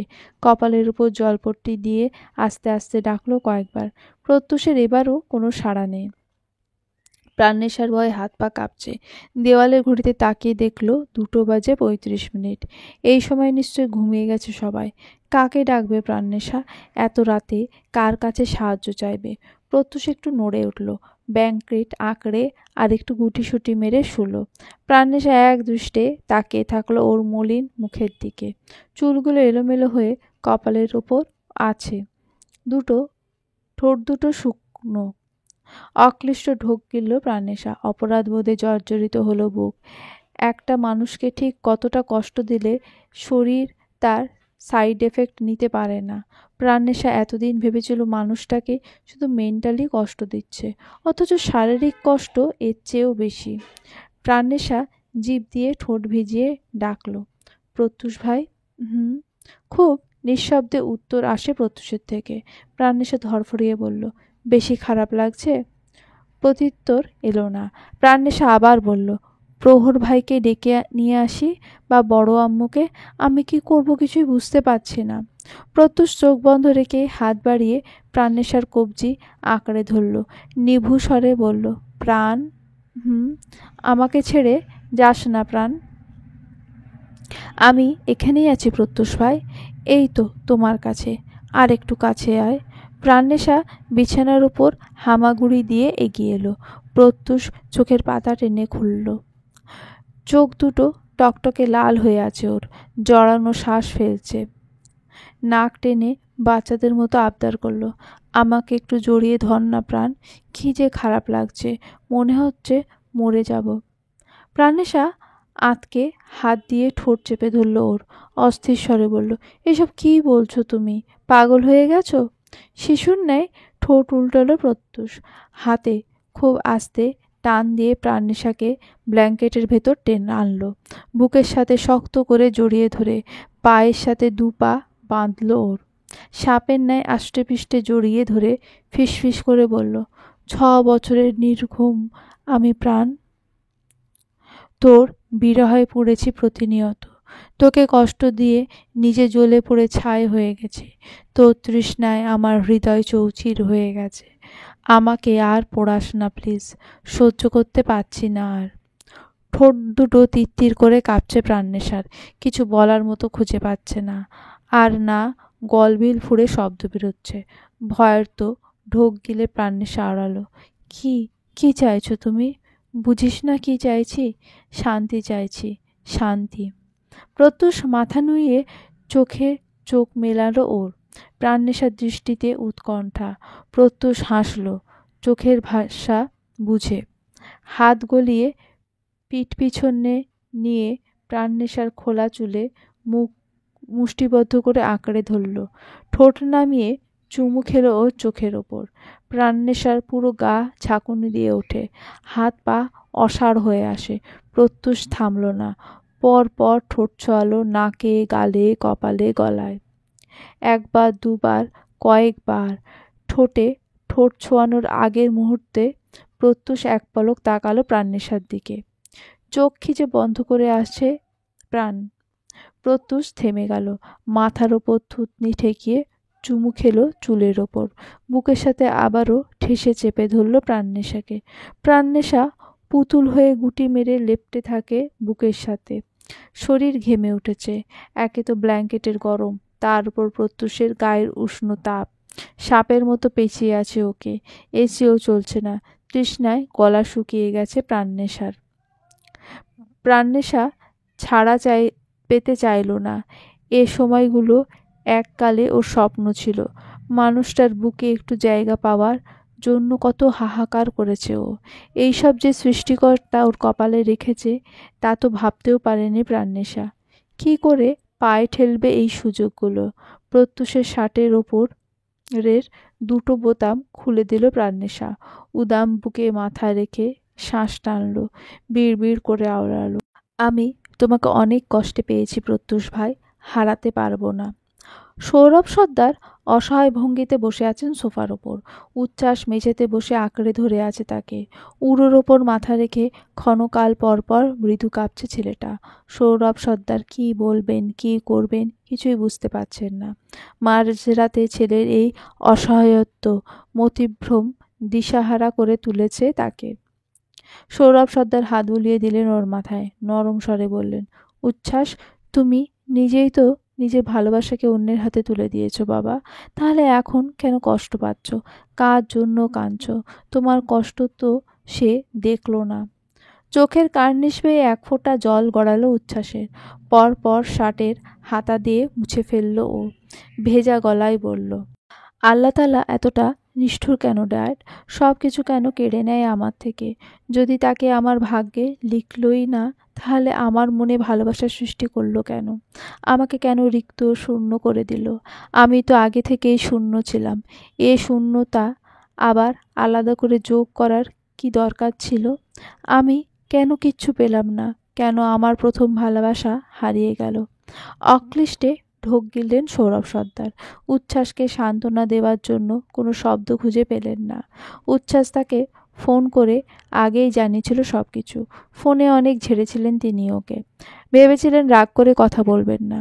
যখন বিয়ে করবেই না, তখন এত কাহিনী করার কী দরকার ছিল? আগেভাগেই না করে দিত। তা না করে ওনার ইজ্জত সম্মান সব ভাসিয়ে দিল। কিন্তু বেশিক্ষণ নিজের মনোভাবে টিকে থাকতে পারলেন না তিনি। রাত 2টো বাজেও যখন বাড়ি ফিরল না উচ্ছ্বাস, চিন্তায় ড্রয়িং রুমে এপাশ ওপাশ পায়চারি করছিলেন তিনি। ফোন দিয়েছিলেন বারংবার। উচ্ছ্বাস ফোন ধরেনি। তবে ফিরে এলো রাত 3টেয়। তবে উচ্ছ্বাসকে ফিরতে দেখেও খুশি হতে পারলেন না তিনি। বিধ্বস্ত এলোমেলো অবস্থায় ফিরে এলো ছেলেটা। সৌরভ সর্দারের ভীত সন্ত্রস্ত চোখ নড়ে উঠল বিষাদের তোড়ে। কাঁধে হাত রেখে অনেক কিছু জিজ্ঞেস করলেন তিনি, অথচ উচ্ছ্বাস টুও শব্দ করল না। সৌরভ সর্দার ক্লান্ত হয়ে গেলেন প্রশ্ন করতে করতে। তবুও উত্তর পাওয়া গেল না। আচমকা হাঁটুর ওপর মাথা রেখে জড়িয়ে ধরল তাকে। সৌরভ সর্দার চমকালেন। উচ্ছ্বাসের মাথায় হাত রেখে জিজ্ঞেস করলেন অনেক কিছু। উত্তর দিল না সে। উচ্ছ্বাস চোখ মুছছে বারংবার, অথচ শব্দ হচ্ছে না কোনো। কিন্তু সৌরভ সর্দার বুঝতে পারছেন, হৃদয়টা টুকরো টুকরো হয়ে ভেঙে যাচ্ছে ওর। প্রথমবার ওনার কাছে কিছু আবদার করেছিল উচ্ছ্বাস, তাও একটা মেয়েকে, যে মেয়েটা ওর ইমোশনের কোনো মূল্যই দিল না। কিন্তু তিনি এনে দিতে পারলেন না সেই মেয়েটাকে। উচ্ছ্বাস মাথা তুলল, সৌরভ সর্দারের দিকে দৃষ্টি নিক্ষেপ করে ভাঙা গলায় আওড়ালো, এখানে না আসলেই বোধহয় ভালো হতো ড্যাড। তার সাথে আমার দেখা হতো না। আমি প্রথম দেখাতেই তার প্রেমে পড়তাম না। আমি কেন ভুলে গেলাম ড্যাড? অনাথদের কাউকে ভালোবাসার অধিকার নেই। আমি কেন তাকে ভালোবাসলাম? যাকে নিজের মা বাবাই ছেড়ে চলে গেল, তার কাছে তার প্রথম ভালোবাসা কেন থাকবে? এটা আমার মাথায় রাখা উচিত ছিল। তোমার কাছে সুযোগ ছিল উচ্ছ্বাস, তুমি চাইলেই ওকে নিজের করতে পারতে। কেন তুমি এতটা মহান হতে গেলে বাবা? কেন তাকে আরেকজনের হাতে তুলে দিলে? আমি মহান নই বাবা। ভালোবাসাকে স্যাক্রিফাইস করার মতো মহান আমি নই। আমি চাইলেই জোর জবরদস্তি করে তাকে নিজের করতে পারতাম। সে আমাকে ভালো না বাসুক, তার সাথে একটা সংসার গড়তে পারতাম। কিন্তু সে যে আমায় ঘৃণা করতো বাবা। আমি যে তার বাচ্চা মুখটাতে আমার জন্য ঘৃণা দেখতে পারতাম না। আমি তার সুখের জন্য নিজের সুখ বিসর্জন দিলাম। ঘৃণাটা হয়তো একসময় ভালোবাসায়ও পরিণত হতে পারত। ভালো না বাসলেও সে তোমার কাছে থাকতো। এতটা কষ্ট পেতে না তুমি। কেন তুমি তাকে যেতে দিলে। আমি তার সুখের জন্য তাকে ছেড়ে দিলাম। I love her dad, so I left her go. রাতটা অদ্ভুত নিস্তব্ধ। জানলা দিয়ে আসা চাঁদের আলো মেঝেতে পড়ে আছে নরম পর্দার মতো। প্রত্যুষ এখন অনেকটাই সুস্থ। ওর বুকের ভেতর প্রাণনেশার মাথা রাখা। দুজনের নিঃশ্বাস এক ছন্দে মিশে যাচ্ছে। প্রাণনেশা আস্তে বলল, তুমি জানো, ভয় পেতাম অনেক যদি তোমাকে হারাই। প্রত্যুষ আঙুল বুলিয়ে দিল ওর গালে। আমি তো তোর চোখের ভেতরেই আছি প্রাণ, হারানোর কি আছে। ওর চোখে চেয়ে প্রাণনেশা হেসে ফেলল। এক মুহূর্ত পর প্রত্যুষ হাত টেনে ওকে আরো কাছে আনলো। ওদের মাঝের নরম দূরত্ব গেল গলে। এক নিঃশ্বাসে সময় থেমে রইল। বাতাসে কেবল মৃদু পারফিউমের গন্ধ আর তাদের মিলেমিশে যাওয়া নিঃশব্দ ভালোবাসা। বাইরে হালকা বৃষ্টি পড়ছে। প্রত্যুষ বলল, বৃষ্টি হচ্ছে জানো। প্রাণনেশা চোখ বন্ধ করে ফিসফিসিয়ে বলল, আমাদের জন্যই মনে হয়। প্রত্যুষের কণ্ঠে গভীর কোমলতা। তোর হাসি ছাড়া পৃথিবীটা ফাঁকা লাগে। প্রতিদিন এমন করে থাকবি আমার পাশে? যতদিন আমার নিঃশ্বাস আছে, উত্তর দিল প্রাণনেশা। ওরা দুজন জানালার পাশে গিয়ে দাঁড়ালো। জানালার কাচ ঠেসে দিয়ে প্রাণনেশা বলল, এই শান্তিটাই চাই চিরকাল। প্রত্যুষ ওর কাঁধে মাথা রাখল। শান্তি তুই নিজেই প্রাণ।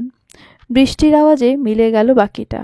শুধু চাঁদের আলোয় ভেজা ঘরে তাদের দুজনের নিঃশব্দ ভালোবাসা ধীরে ধীরে সময়ের মতো ছড়িয়ে পড়ল।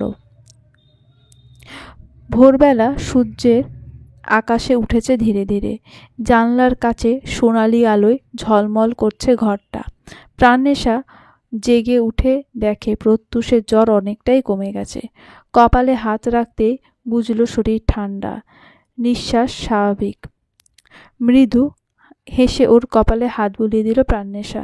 তুমি আমার ভয় পাইয়ে দিয়েছিলে, এখন আর কোথাও যেও না, আমি আছি।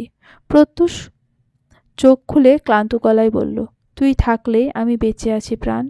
ওরা দুজনে চোখাচোখি মিলল এক অনুচ্চারিত শান্তি। দুদিন পরের বিকেল। প্রত্যুষ অনেকটাই সুস্থ। ঘরের বাইরের উঠোনে বসে রোদ নিচ্ছে। পাশে প্রাণনেশা, হাসি খুশি নির্ভার। এই সময় গেট খুলে ঢুকলো উচ্ছ্বাস।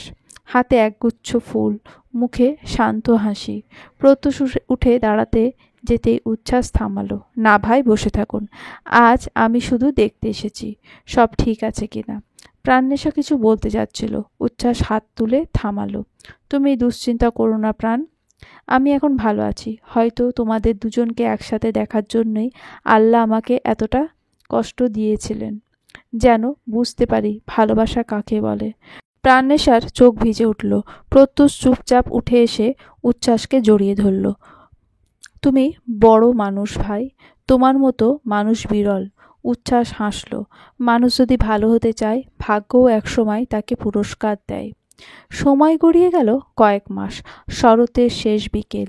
উচ্ছ্বাস এক সাহিত্য অনুষ্ঠানে যায়। সেখানে মঞ্চে বসে কবিতা আবৃত্তি করছে এক তরুণী আলো। পরিমিত সাজ, শান্ত কণ্ঠ আর চোখে যেন এক নরম ব্যথা। আলো কবিতা শেষ করে নেমে এলে উচ্ছ্বাস হাততালি দেয়, একটা সহজ আন্তরিক হাসি মুখে। দুজনের চোখে চোখ পড়তেই কিছু মুহূর্ত থেমে যায়। পরে কফির কাপে দুজনের কথা শুরু হলো। আলো হারিয়েছে কাউকে একদিন, তবু হার মানেনি জীবনে। কথার পর কথায় উচ্ছ্বাস বুঝল, যে জায়গায় ব্যথা বাসা বেঁধেছিল সেখানে শান্তি গড়ে উঠছে ধীরে ধীরে। রাত শেষে আলো বলল, তোমার নামের মতোই উচ্ছ্বাস আছে তোমার মধ্যে, কিন্তু চোখে গভীরতা আছে। ভালো লাগছে। উচ্ছ্বাস হেসে উত্তর দিল, আমারও মনে হয় আজ শান্তি খুঁজে পেলাম। 1 বছর পর প্রত্যুষ ও প্রাণনেশার জীবনে নতুন সদস্যের আগমন হয়েছে। তাদের ছোট্ট প্রিন্সেস ঘুমাচ্ছে, আর প্রজ্জ্বল বড় বড় নয়নে তার ছোট বোনকে দেখে যাচ্ছে। আর অপেক্ষায় আছে কখন ওর ঘুম ভাঙবে আর কখন ও তাকে কোলে নেবে। প্রত্যুষ আর প্রাণনেশা দুজনেই মুখেই হাসি। আর দূরে সমুদ্র তটে সূর্যাস্তের পাশে বসে আছে উচ্ছ্বাস আর আলো, কফির কাপ হাতে গল্প করছে। হাওয়ায় চুল উড়ছে, দুজনেই নিঃশব্দে হাসছে। আলো বলল, ভালোবাসা হারায় না, শুধু সময়ের অপেক্ষা করে। উচ্ছ্বাসের চোখে শান্তির দীপ্তি। হ্যাঁ, এবার বুঝলাম, প্রাণপ্রিয়া আসলেই সেই জন যে তোমার হৃদয়কে শান্ত করে। আর 1 মাস পর উচ্ছ্বাস আর আলোর বিয়ে ঠিক হয়েছে। দূর থেকে ঢেউ এসে ভিজিয়ে দিল পায়ের কাছের বালি। সব কিছু যেন স্থির, তৃপ্ত, পূর্ণ। সমাপ্ত।